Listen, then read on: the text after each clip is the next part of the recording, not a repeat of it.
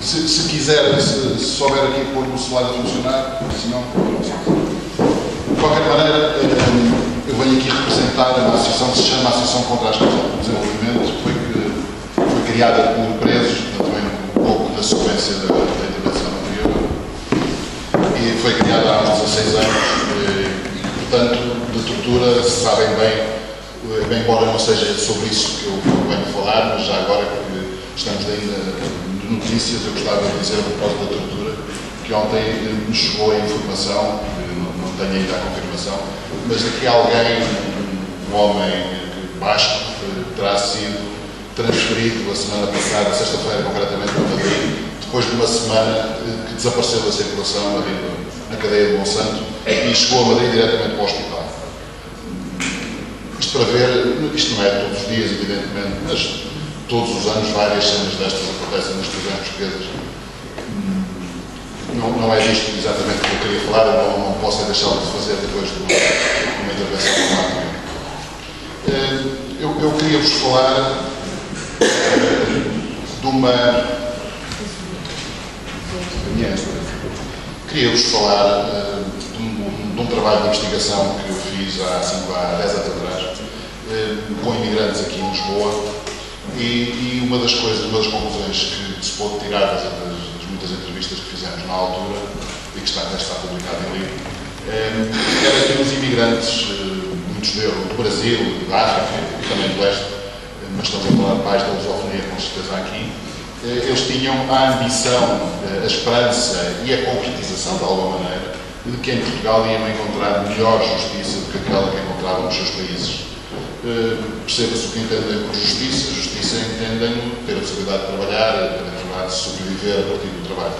Era muito centrado nesta perspectiva que eles colocavam as questões, embora o questionário fosse virado também para as questões jurídicas.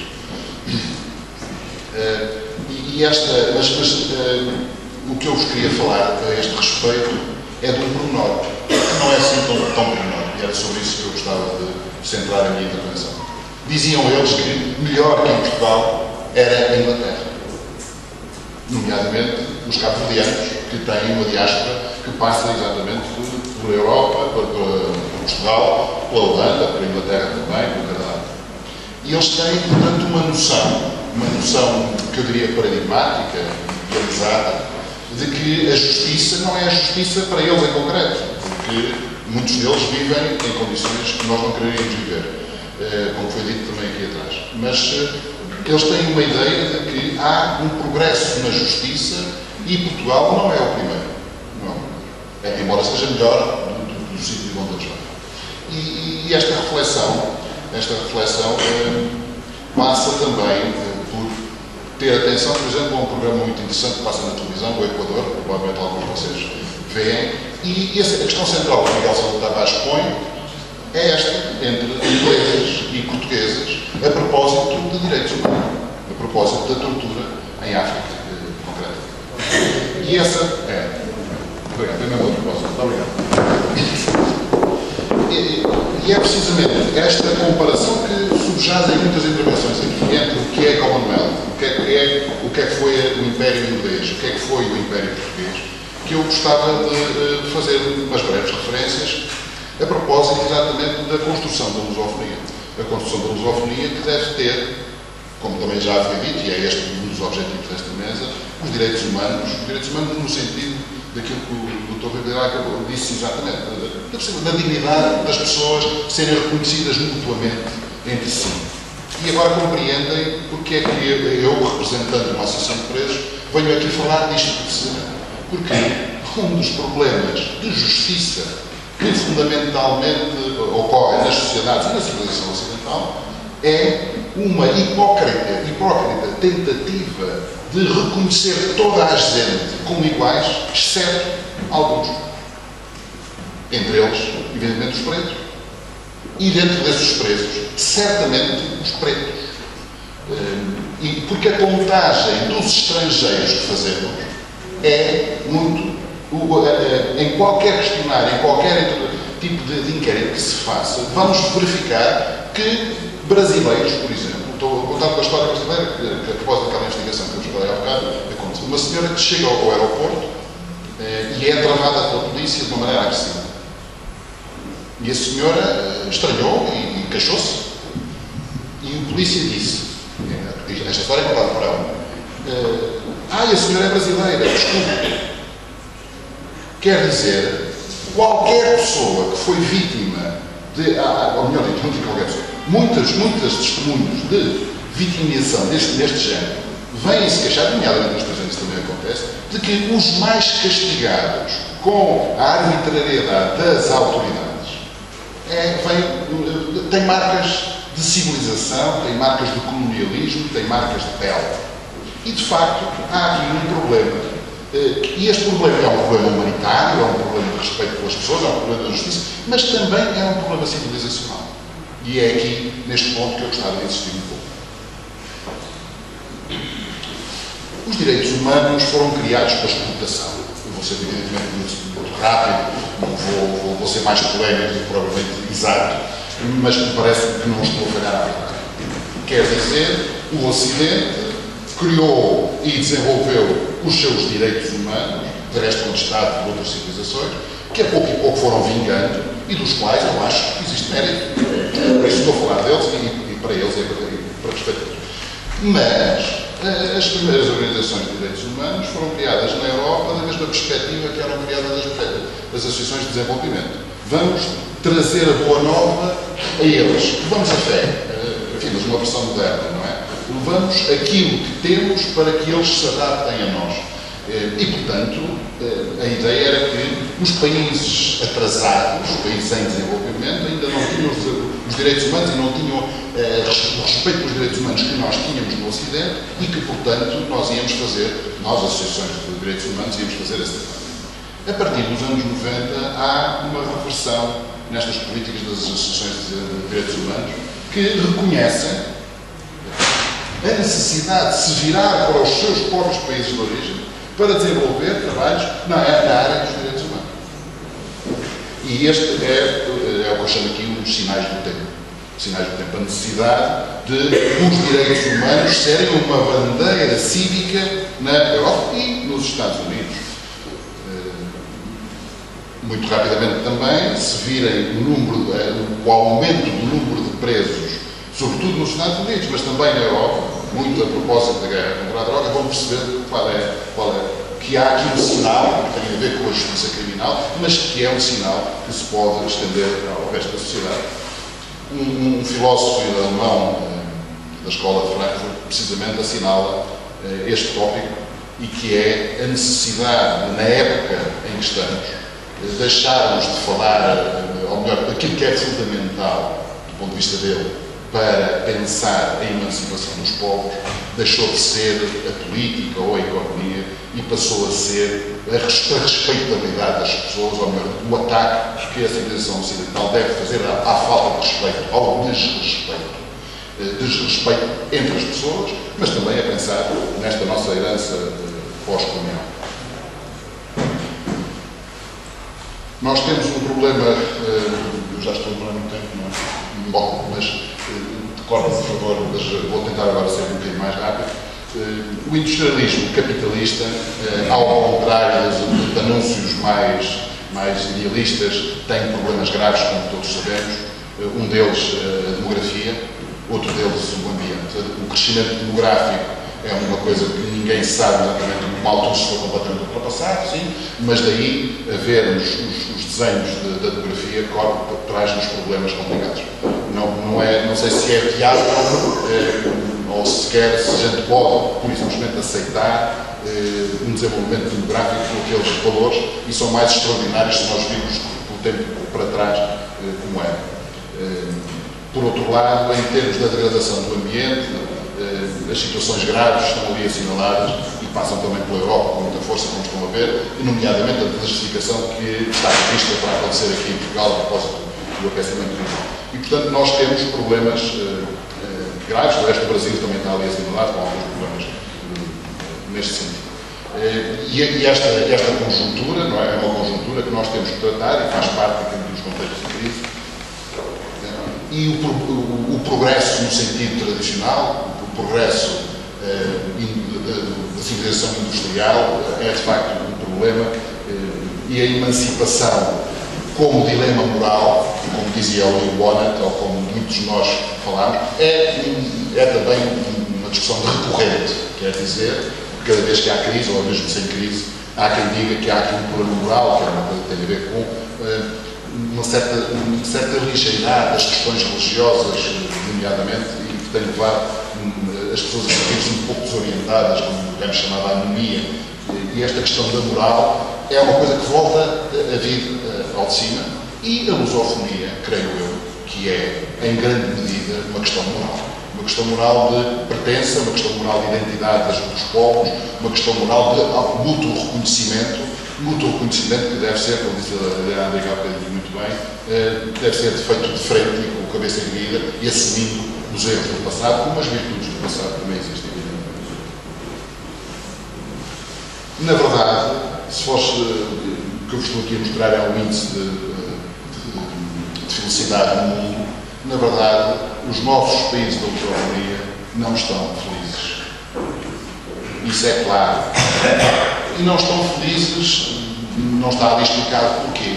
Mas uma das razões é que exatamente estamos espartilhados nos certos lugares do mundo de uma forma que não é feliz para nós, nomeadamente no aspecto da desigualdade.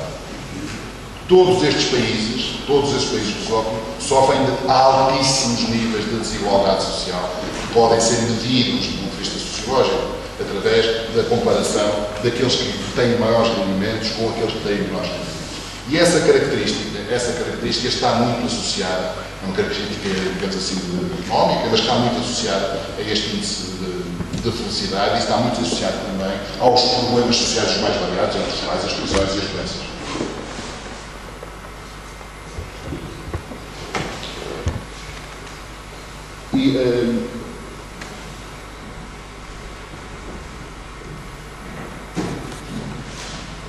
Bem, fazendo das fraquezas forças. O desafio que se põe à lusofonia, creio que é este.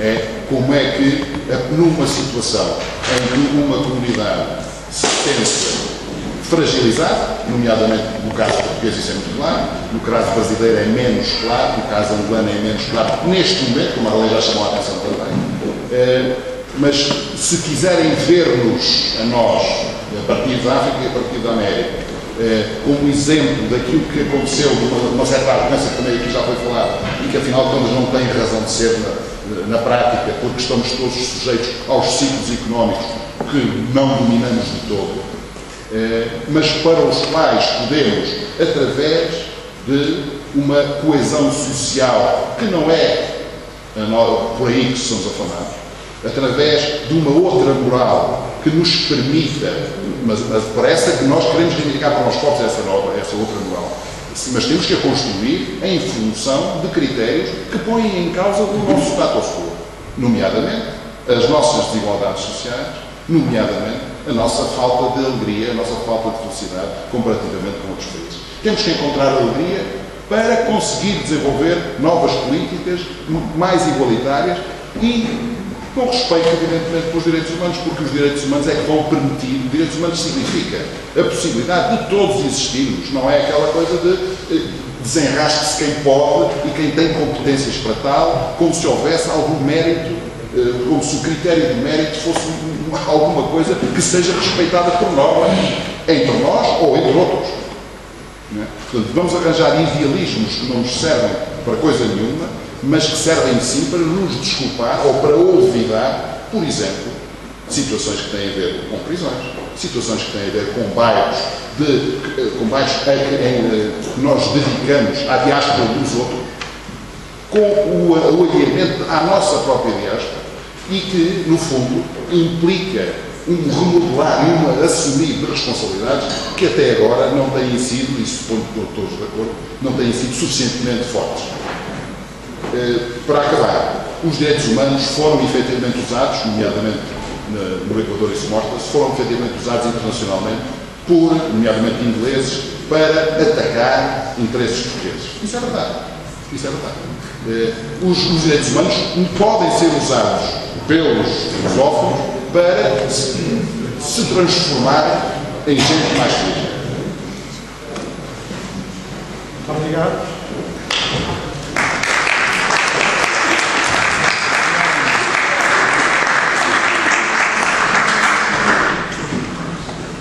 Um contributo muito importante para o índice de felicidade é a saúde, de maneira que agora temos os médicos.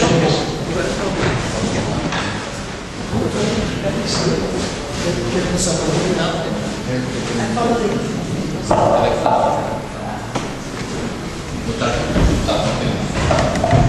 Boa tarde a todos. Em primeiro lugar, agradecer a Roberto Rocha esta iniciativa da pasta. Deveria de ser, mas tem acompanhado desde o princípio, e também Presidente do MIL, também recentemente, nós mesmos aderimos ao MIL com todo o gosto. E então vinha agora falar então sobre a parte de saúde. O Sr. Novidade já deu umas indicações e é precisamente parecido com o que eu vou dizer. Os médicos do mundo, eu vou falar dos médicos do mundo pela razão simples que os médicos do mundo trabalham na lusofonia. Nós trabalhamos não só em Portugal, mas também em todos os países lusófonos. Só não, o Dr. Prado disse que os mais desenvolvidos da África e Brasil são os que nós não temos representação. Portanto, nós trabalhamos, ou já trabalhamos, em todos os restantes países de Guiné e Timor.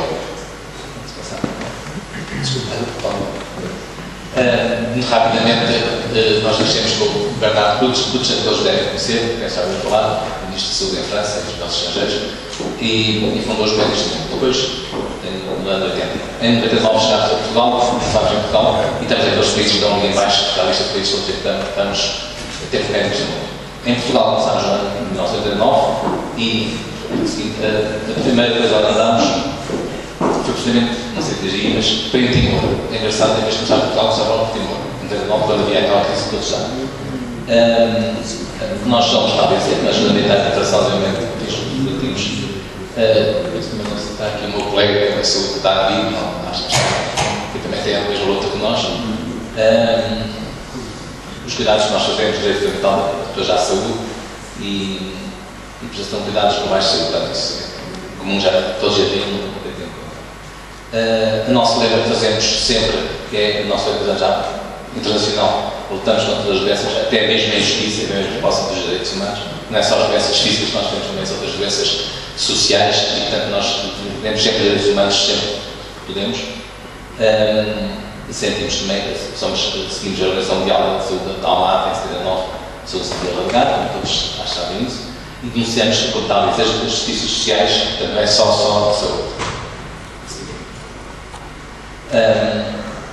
Depois, temos muitos, o segundo parágrafo, temos muitos voluntários a trabalhar, médicos nós próprios da direção, da direção, todos nós trabalhamos no regime de voluntariado, claro que ter o staff a pagar, mas a maior parte das pessoas trabalham no regime de voluntariado aqui em Portugal, em África e Timor. E temos sempre o separar, depois os profissionais qualificados, porque médicos não podem andar, são só médicos, são enfermeiros, técnicos de saúde em geral e também antropólogos, sociólogos, simples administrativos e economistas para nos ajudar a fazer a parte administrativa. Não é só médicos, então não posso enganar. E trabalhamos, como diz o primeiro grau, para o desenvolvimento, os universitários todos sabem, e temos projetos essenciais, como já disse, internacionais. Também trabalhamos na informação e educação, da educação mais para a educação para a saúde. E outra parte de emergência, também temos uma ação razoável, mais para a educação, mas eu posso já dizer que o médico de Portugal tem que falar em cataclismos tão conhecidos como os do tsunami e os do Haiti, do remoto Haiti. Do tsunami só para referir, no dia, como todos sabem, foi dia 26 de dezembro, portanto uma época toda a gente estava desmobilizada, por causa do Natal, e nós no dia 1 de dezembro, com o apoio evidente do governo português e todas as entidades, e todos tentamos partir com a Cirbana, uma equipe médica de Portugal. Naquela época que ninguém se consegue mobilizar para nada. Sim.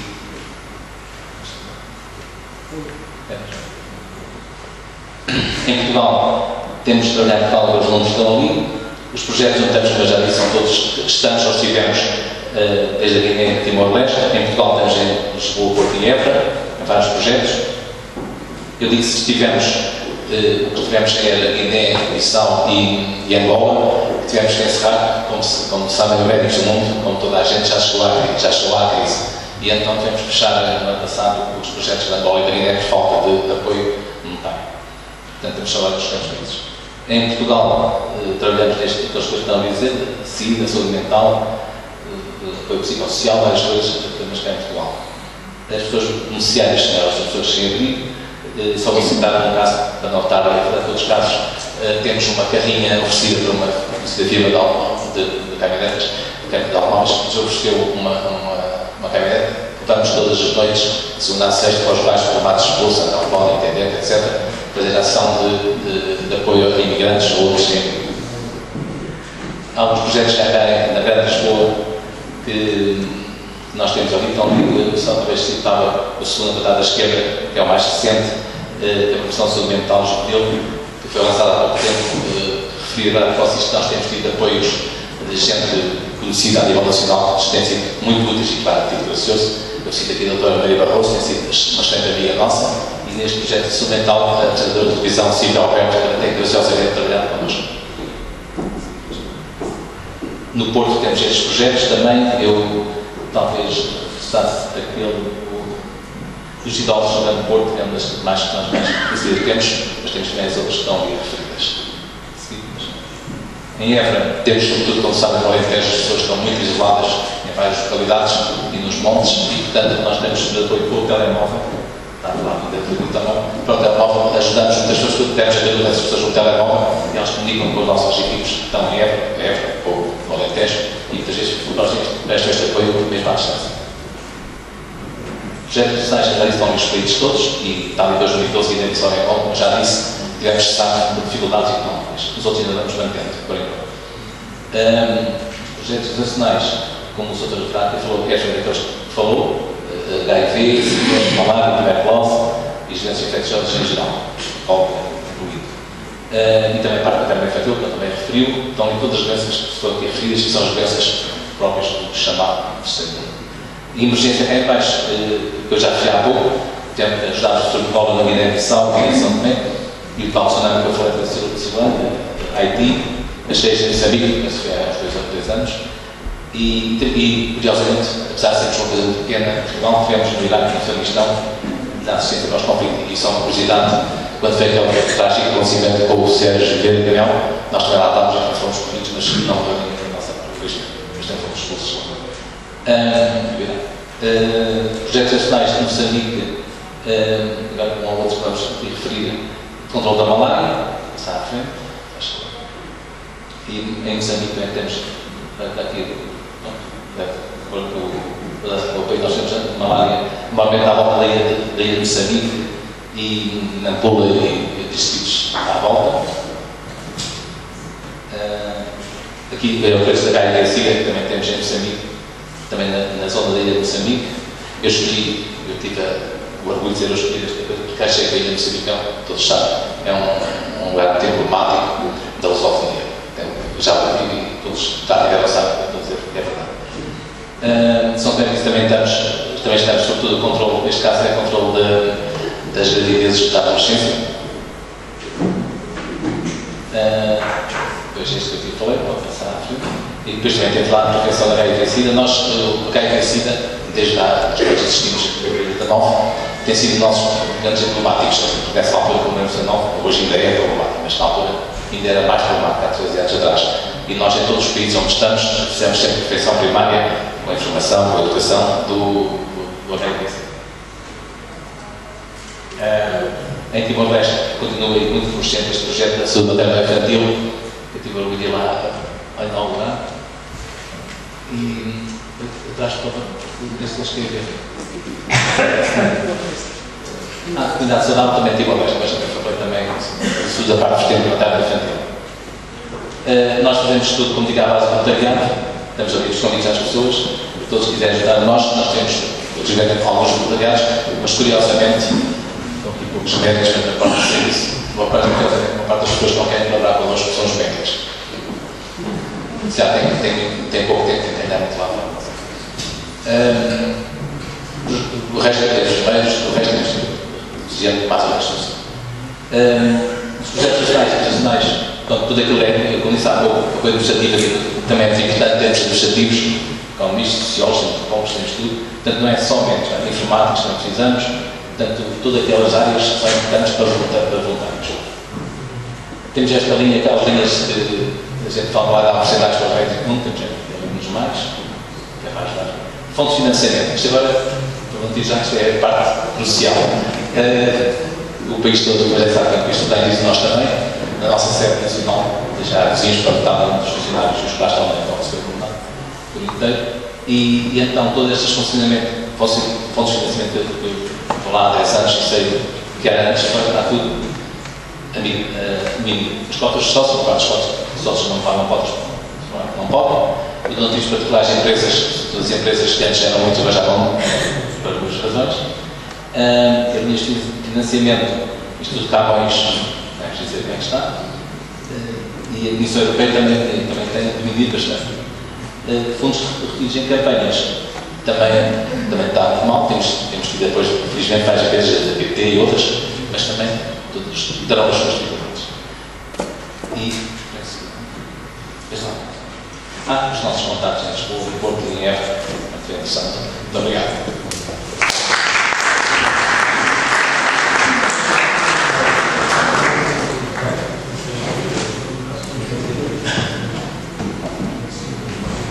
Eu tenho de passar o testemunho ao Dr.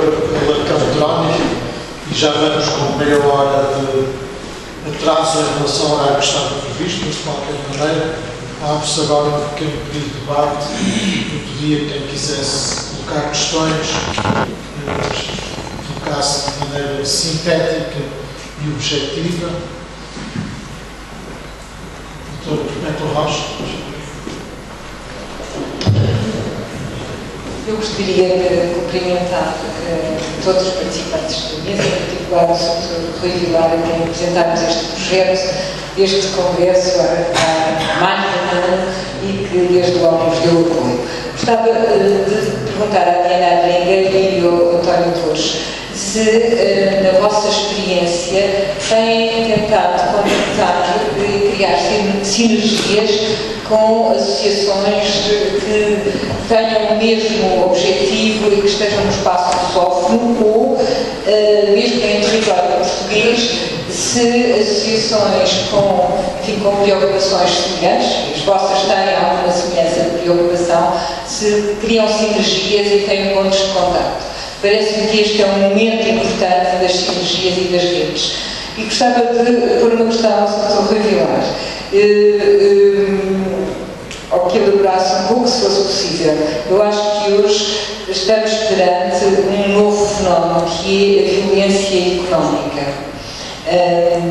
Para além da crise económica e das consequências secundárias que elas têm, que são conhecidas, violência doméstica, etc., mas a violência económica sobre o próprio indivíduo tem consequências deletérias muito graves no indivíduo e no desenvolvimento da sociedade, para assim ser. Penso que não há no nosso país, o senhor que conhece muito bem o perfil das fundações e das associações em Portugal, ainda uma consciência, uma emergência deste novo fenómeno e como é que ele deve ser abordado, quem é que dá voz àqueles que estão a ser vítimas de violência económica e que não conseguem, que se afundam completamente naquela parede que a sociedade coloca.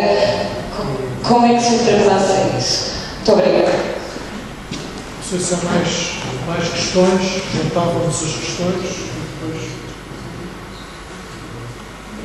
se não é o caso disso. Muito obrigado pela pergunta. Está aqui a Diana Adringa para que eu responder por ela. De facto, todos nós nos conhecemos naqueles que fazemos algum esforço para dar voz àqueles que nem existem, na consciência pública, na consciência cívica. O que acontece é que essas pessoas não estão cá. Reparou que fui eu que apresentei, felizmente nunca estive preso, por uma razão muito simples. Quando as pessoas saem da prisão têm um problema, têm que tratar da vida e se dizem onde é que vieram aos seus empregadores, não são empregados. Ou então passam para a vida do crime, que também não nos interessa muito estar nestas associações, porque evidentemente queimam-nos um bocadinho, não é? E portanto este problema é um problema que eu encontrei no Brasil, enfim, numa história brasileira, em que há um artista, cineasta que conheceu na favela um jovem muito talentoso, mas que era chefe de gangue. E foi perguntar ao Rio de Janeiro, foi perguntar, está num livro que se chama Casaco de General, que é contado pelo secretário da Segurança do Rio de Janeiro. E ele foi perguntar ao secretário de Segurança do Rio de Janeiro se ele podia, se ele permitia que aquele cineasta empregasse aquele senhor durante 6 meses para fazer um script de um filme e que depois, garantidamente, ele provavelmente sairia daquela vida e teria outras possibilidades. E o secretário achou que era uma coisa justa e que devia ser feito. De resto, o que aconteceu foi que este facto foi usado politicamente pelo general que estava acima do secretário que conta esta história, para fazer intriga política contra ele, de tal maneira que ele foi obrigado, aqui a história agora o livro inteiro, evidentemente que ele foi obrigado a fugir para os Estados Unidos com a família. Ele, secretário, mas o jovem foi apresentado como um chefe de gangue que estava ligado a um banqueiro, que era o pai do cineasta. E, portanto, para explicar que o mundo do Bafon e o mundo da alta finanças estão muito relacionados, por um lado, mas que, por outro lado, ninguém pode saber disso. E quem sabe disso leva, como disse alguém muito famoso. E estamos nestas circunstâncias, e isto significa, por exemplo, que eu conhecia a Diana Andrinha, entre outras coisas, em 3 ou 4 tentativas já nos últimos anos, de organizar o registro de denúncias de violência policial em Portugal, aqui em Lisboa. E não foi possível juntar por uma razão muito simples. Quem sofre, as vítimas não se queixam, não se querem queixar, não acreditam nas queixas, detestam os jornalistas, acham que os jornalistas é que têm a culpa de nada funcionar. Portanto, e é este a situação. Portanto, isto não passa, não sei o que dirá o Dr. Ribeiro a seguir, mas isto não passa pelas vítimas se tornarem gente.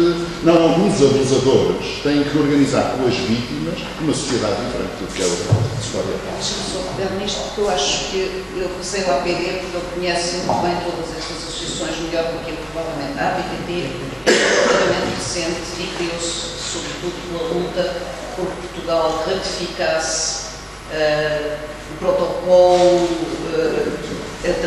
adicional à Convenção da ONU contra a Tortura, visto que tinha esquecido de ratificar, que é uma coisa que também acontece bastante em Portugal.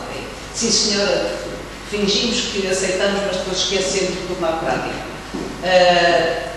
Portanto, ainda não tenho muitos contactos, não. Eu verifiquei, por exemplo, quando estava a consultar os documentos para esta reunião, percebi que já existe uma outra associação contra a tortura, para as vítimas de tortura, que está em ligação, nomeadamente, com o centro em Copenhague. Evidentemente, temos todo o interesse em colaborar. Eu acho que aqui, para usar uma frase célebre, todos não somos demais.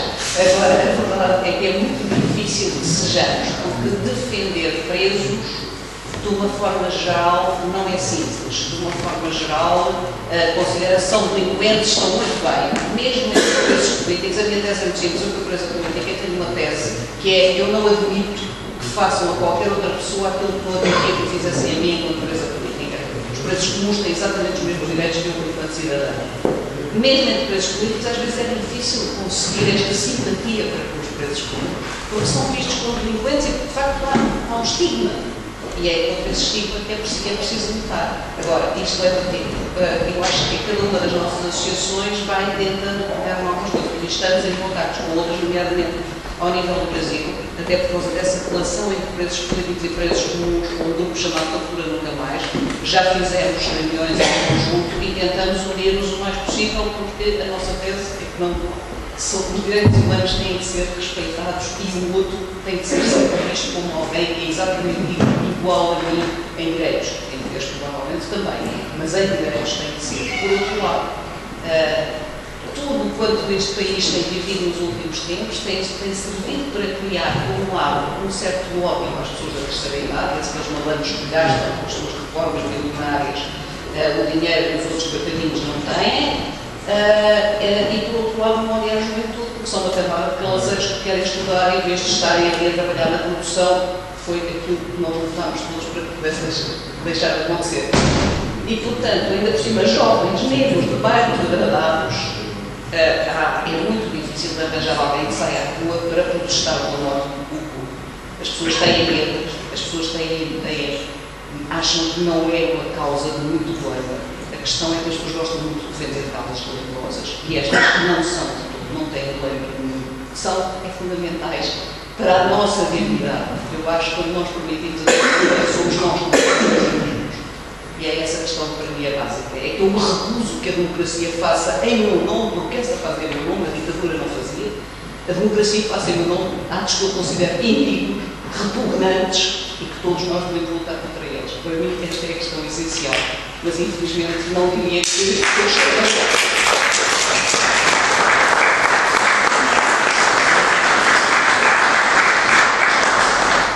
Eu creio que a Diana Andringa deu o princípio da resposta e, se calhar, no fim, questão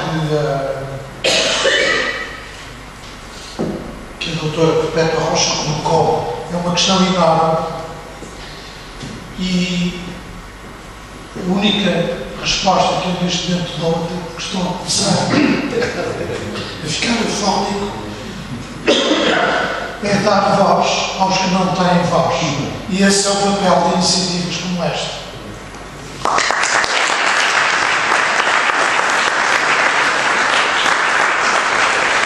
Muito obrigado pelo convidar desta plataforma.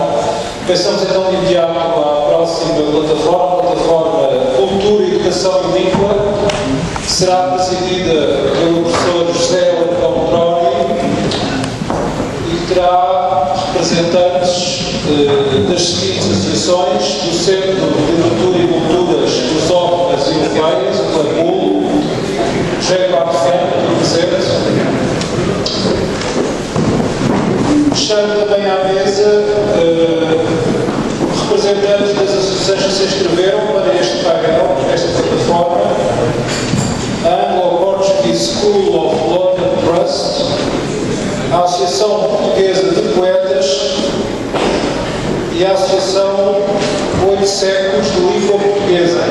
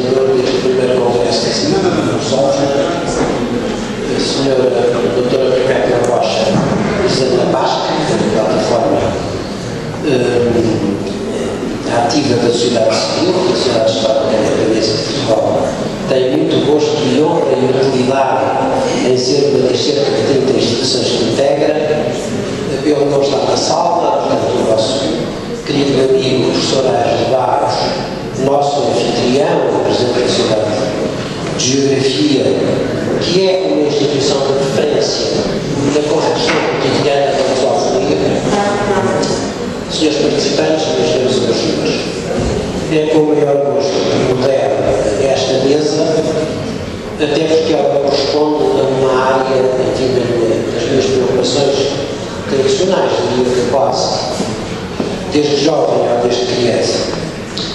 Neste momento, eu definiria como cidadão português, europeu e lusófono. Sou o presidente da Sociedade Histórica da Independência de Portugal, que é uma instituição que foi criada em 1861,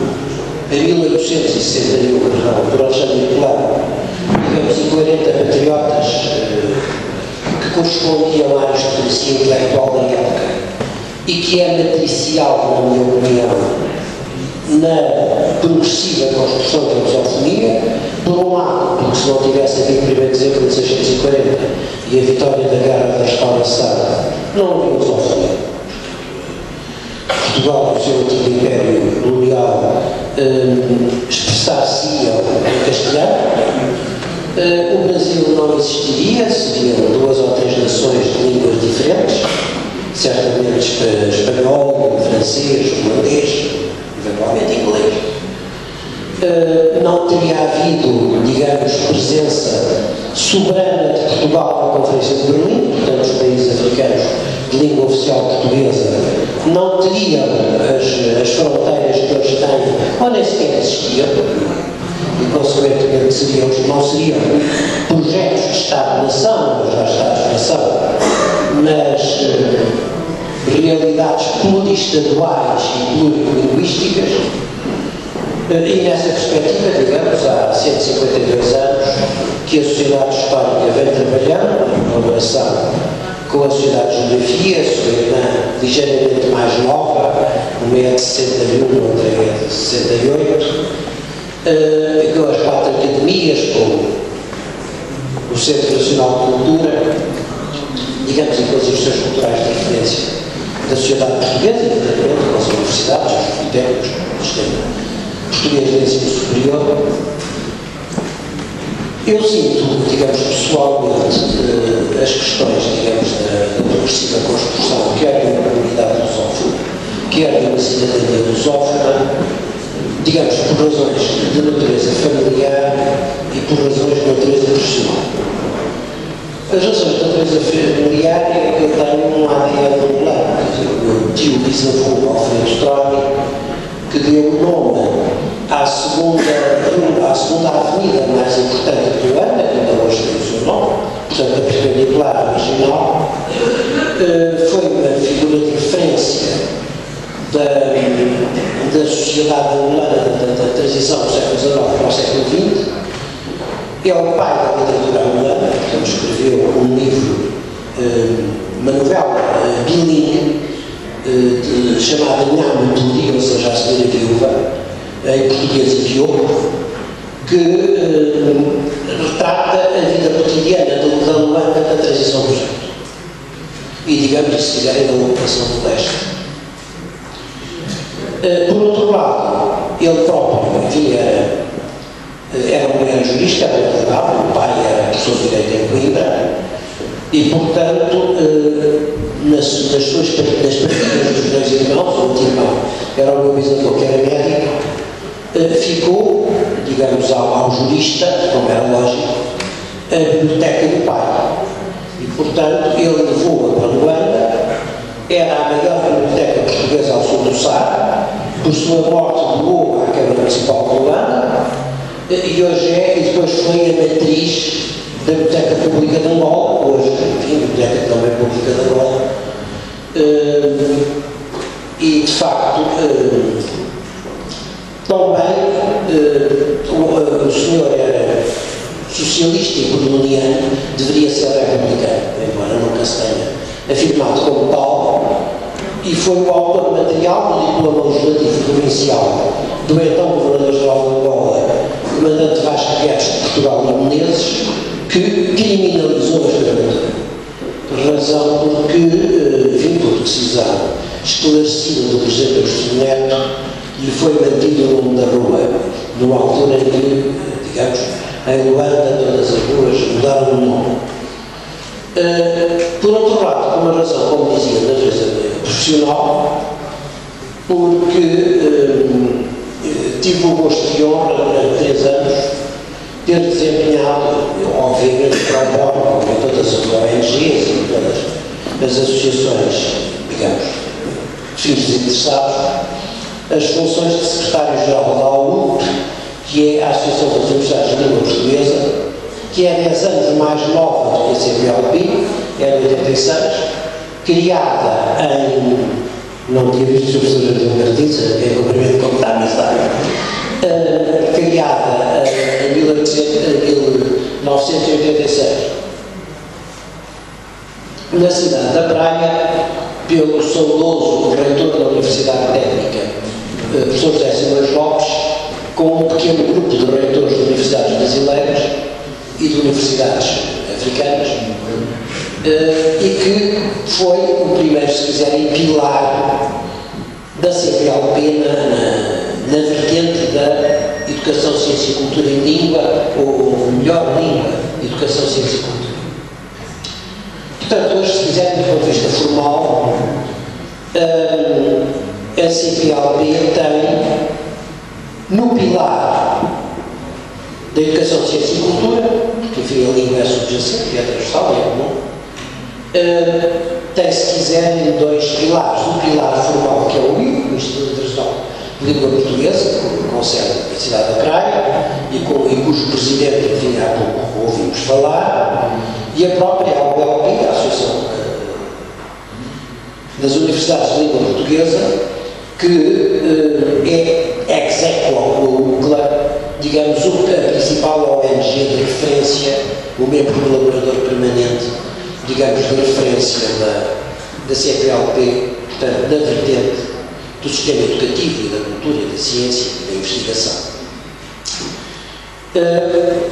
Foi obra da AULP a criação de uma trave extra desse pilar de educação, ciência e cultura em 2004, a chamada, e julgo que relativamente esquecida, Declaração de Fortaleza.